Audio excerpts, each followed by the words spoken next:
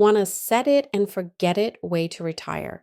Imagine one investment that automatically gets more conservative as you get older. Sounds too easy, right? But that's what target date funds claim to do. In this video, we'll explain what target date funds are, how they work, the pros and cons, and whether they're right for you.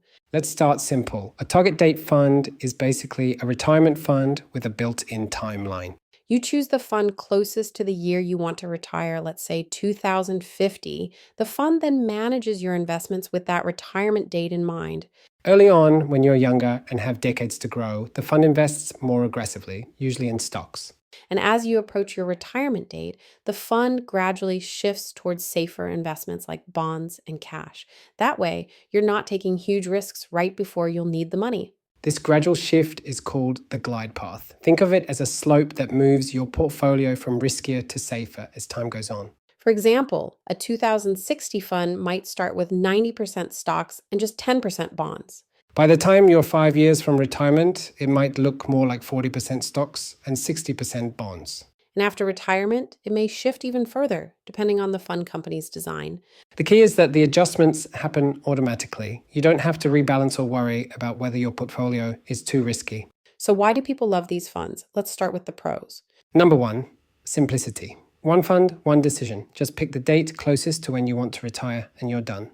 Number 2, automatic rebalancing. Normally, you'd have to rebalance your portfolio every year or two. Target date funds handle that for you.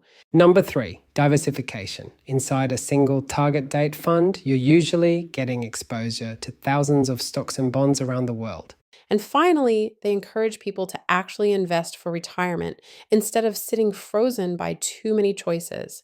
Of course, no investment is perfect. Let's talk about the cons. First, fees. Some target date funds charge higher expense ratios compared to building your own mix of index funds. It might be the difference between 0.1% and 0.7%, which adds up over decades. Second, one size fits all. The fund doesn't know your personal risk tolerance. Some people may find the fund too aggressive, while others think it's too conservative. Third, not all target date funds are created equal. Two funds with the same retirement year could have very different glide paths.